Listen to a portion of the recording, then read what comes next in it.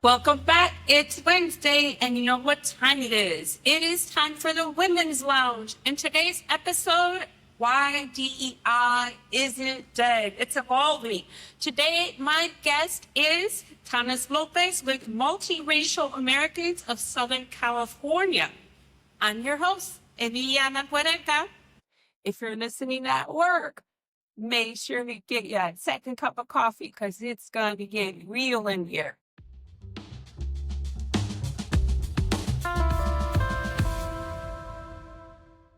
Good morning, Thomas. Morning, Emiliana. Great to be here. Oh, thank you for joining us. Tell us a little bit about yourself and the work.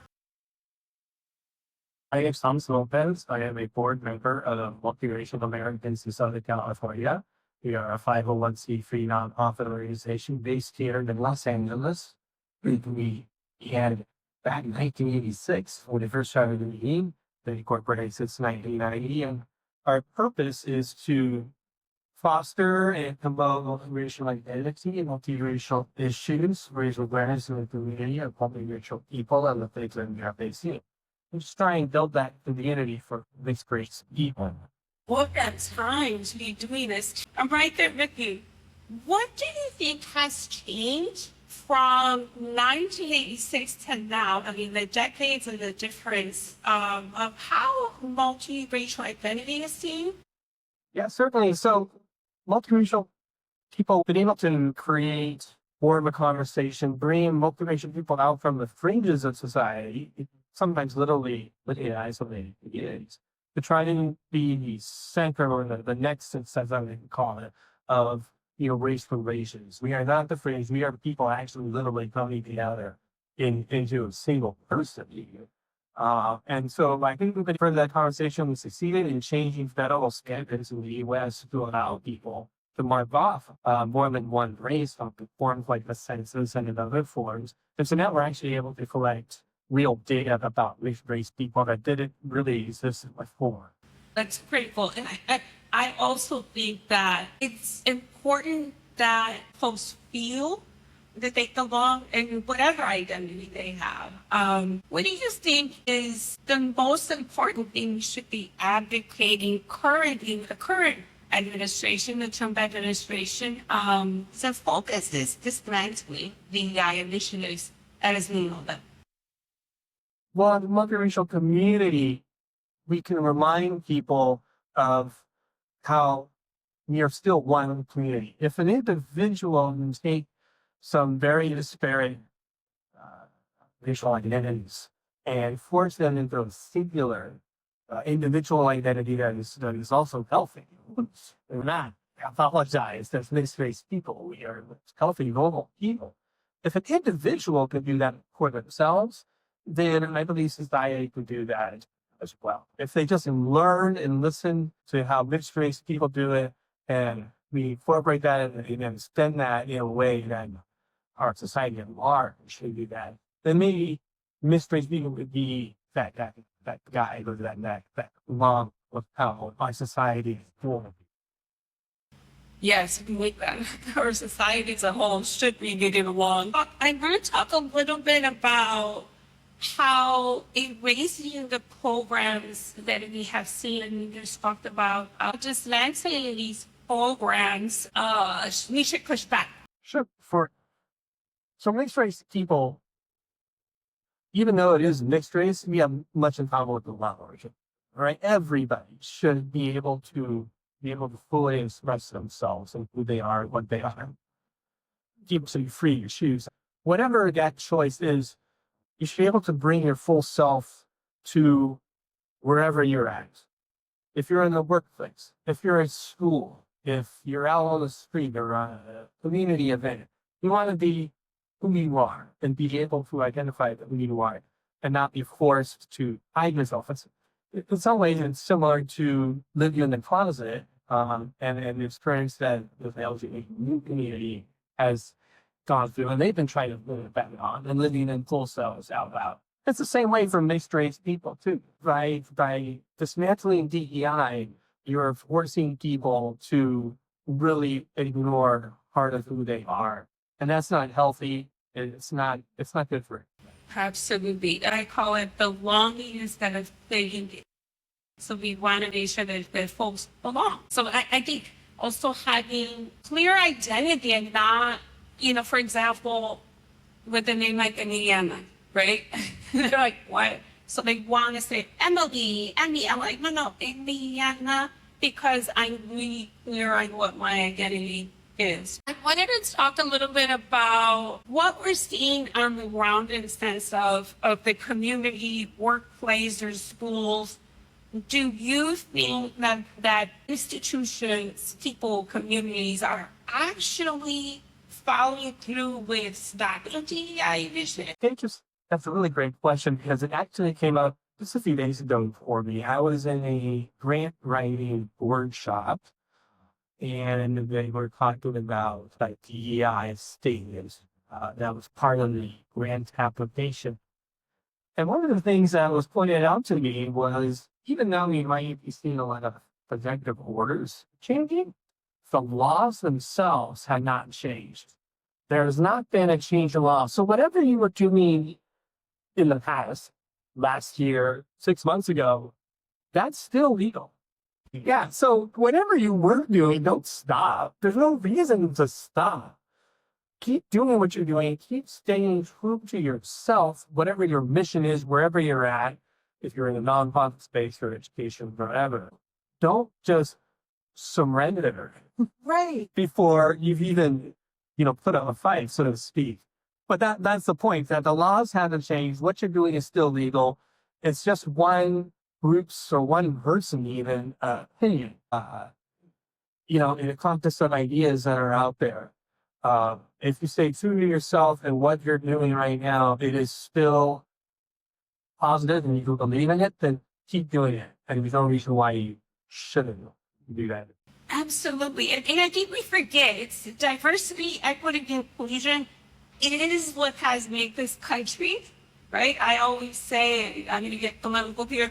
If it wasn't for immigrant women, these folks wouldn't even have wives. If we look at who their partners are, it's diversity. When we look at it, it was for us women that benefited because we were now being looked at for positions that we weren't before. So I agree with you. Keep doing what you're doing. In fact, on my end, do more. So I want to talk about advocacy, and I want to talk about fighting back collectively. How do we make sure that we are firm, that we do what we're doing as far as diversity, equity, and inclusion is concerned? But how do we let people know to continue to advocate for it, to not fall into this trap? So there are many strategies that we've done, and there's probably multiple answers to this because DEI expresses itself. That's a very challenging term, but it expresses itself in different ways in the workplace, in academia, in an office space, etc. So I don't think there's one size fits all. The answer to this, you have to kind of look at each of those segments, if you will. I come up with a unique strategy for each of those. Of education, because they're dismantling that too. If you look, just look at data. All right, I'm actually an engineer by trade. I'm a very data-driven person. Okay, and if you just look at the numbers, you can always see that there is disparity out there. The best way to eliminate the bias out there is to create that equality, eliminate the context in which these racial categories exist. And that's how you dispel them. And you do that by creating that equity, that equality. All right. If you looked at the data, you just can't argue with the data. Across the board, you see people of color are just not achieving the same levels. And that can't just be random. That can't just be an accident. There are things that are at work, and these programs seek to create that. It's systematic racism. It's right there. I don't see how you can deny it. And that's why relying on data is really important. You continue to collect good data, which is why done so much work on the census and things like that. Absolutely. I do think that they are looking at the data, and this is why I'm pushing back. And the data shows that we have a bigger amount of voters. We have more people of color in this country than we want to believe, right? So I do think that they are looking at the data, and I do think that at some point it scares them too. Yeah, so different kinds of data. Yes, demographics absolutely are changing. There are trends. What we're seeing in the community as far as population is not being reflected. There should be equal representation of people at different levels of academia, different levels of the government, different levels of businesses. And you see that what's happening in these statements is not matching what is happening in society as far as demographics, et cetera. And so that's the inequality. That's the inequality. And It's representation. yes, absolutely. As for us, it's like representation matters. We're not represented. Well, before you can even aspire, for example, to be president of the United States, CEO of that company, you have to be able to see yourself in that position. You have to envision that. And when you look at what the government looks like, what business looks like, see yourself there, it becomes really hard to want to even aspire to that sort of thing. So representation absolutely matters. I think representation and support, right? Because I think what we saw in academia when you look at the dismantling of awareness on education, when you look at who they asked to sit down from Columbia University to Harvard and to UCLA, it was really eye-opening for me that it was women of color, right? But also then supporting it, right? It makes no sense to say, okay, this is the best person for the job, yes, but how is it represented along the pipeline, not just in here? Like, why is it always, if it's a woman of color or a person of color, that will, that's a DEI hire. They do not work qualified for that. But if it's not a person or woman of color, then it's, they got there by the merit. Absolutely. Can you talk to me about the color conversation? Yeah, so that was a program particularly for parent education on how to raise mixed race children and also engaging dialogue. So it's all about conversation. It's not just lecturing or everything like that. It's people really engaging in the conversation. And that basically stems from the fact, this is very particular for mixed race people, is what makes mixed race families unique is that oftentimes the parents have no clue what it is like to be mixed race. They grow up mixed race. Their children are having a very different experience from their parents. And so, all right, how do we, break the cycle and make things better for the mixed race children? Well, we need to talk to their parents, but they need to understand what their children are going through.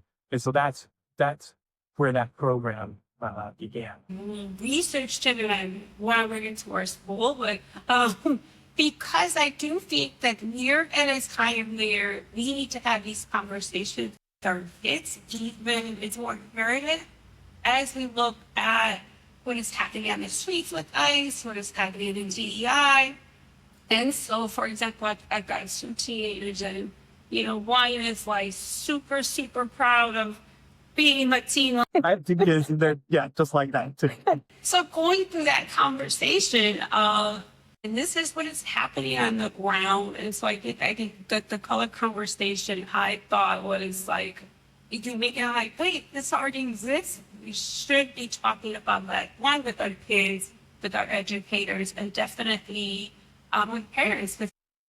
We recently did a program with a local, it was a private school, but they have a lot of diverse families.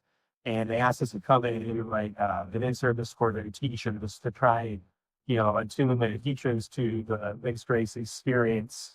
But when the parents found out that the school was putting on this program for the teachers. They said, "Can you expand that? Shouldn't have a second program or a second track for the parents too?" He said, "Yeah, sure." So we just sort of grew the program, and it became a parent-teacher program. It wasn't just for the school anymore. So I hope more schools can do something like that. That's maybe the way to bring it in. Maybe parents aren't searching or they can't find us, but the schools do. I think that's perfect. Yeah. But it's also, I think, tied into the education of the child and the parent. Absolutely. I think one of the pre-questions you asked was what will we say to the future? Yeah. Right, for the next generation. What is And it? I had to think about that for a while. And then I don't know, when I look at some of my kids and what they're saying, it occurred to me, we should just be listening to them first. What are they experiencing? What do they care about? Because after all, they're inheriting this world that we're giving them. So for the future generations, we should be listening to them and then create opportunities for them or platforms for them to speak their minds, to share what they have to say, and learn to put into words what they're feeling. Absolutely. I think they put into words what they're feeling. Sometimes, I'm going to say teenagers, even adults, won't tell you what they're really feeling, right? And I'm really a non-mind reader. Tell me, oh, okay, that's where we're headed. So I do think that before kids, They're not dumb. They feel things deeply. They do care, but they just don't know how to express it. And so if we can make those opportunities for them, then they will tell us what they want to do next. And then we can hopefully mentor them and create what they think of as equity. What did they consider equity? Not by our definition, but theirs, since they are the ones that are going to, like I said, inherit this birth. So create those opportunities for the youth today. definitely. And I would say create opportunities for that equity and create those opportunities to have them lead, right? I think that a lot know better. Like our kids have had a president, our kids have had a VP that's a woman, they know better. My daughter, I think it's a Gen Z thing. She said to me, "We're tired of living through world-changing events." Freaking news. I know, 9/11, a pandemic, the first black president, all of January 6th. Like, is life ever going to become normal? Right? This is the new normal. Yes, give them a chance. Give them a chance to fail, too. Yes. You learn so much from your failures. So long as you learn from it and you pick up that you're trying to get better and you don't just sink into defeat and depression because the first thing you tried didn't work on the first try. Absolutely. Those are all great things. Social media, unfortunately, is always like a constant light on young people that, any state of failure, it lasts forever. I think we're maybe the generation, I'm in the generation where if I goofed up or did something wrong, it was sort of forgotten or ignored, and I could get past it and grow from it and not do that again. I almost feel a little sorry for the young people today that they don't have an opportunity to really make mistakes. I always talk about being kind and gentle, right? To yourself as everything's out on social media. I think by others, not diversity, equity, inclusion, it's also diversity of thought, right? And I think that a lot of folks, when they think of DEI, think of what box is it, right? And thinking about it's also diversity of thought. Oh, I didn't think they could be done that, but let's see if they can. So I think that's part of it. I'm going to wrap it up here. Your whole, for this next generation, to continue with the DEI, to not fall back into the shadows, to not fall into the thought that DEI is not good for society. I mean, our society is diversifying. History has shown that diversity is our strength. Studies have shown in business that diverse companies with diverse leaders, do better in a market. And it is because, I think for those exact reasons that just mentioned, that diversity of representation, but also the diversity of thought. As far as the youth of today, because the youth are so diverse, And that is the future. And if we don't respect it, honor it, and foster it, then we as a nation are going to lose out. I think of, maybe somewhere in that group of kids, the people of color is the next Einstein, the next president, the next visionary, someone that's really just going to move society forward. Next time, there's people out there, all kinds of talents, abilities, and needs. But if we don't give them the opportunity, we don't recognize it, then that's an opportunity lost. We all lose, our nation loses, the world loses. It's just such a waste. There's all that talent out there, it's a waste. So we should create opportunities for everyone to live to the fullest, to get the most of whatever gifts they're given. And we do that, then we'll all benefit. It's not to be something to be feared. It's to be something to be cherished and nurtured and promoted. Great. So with that, I'm going to say diversity, equity, and inclusion is not dead. It is your superpower.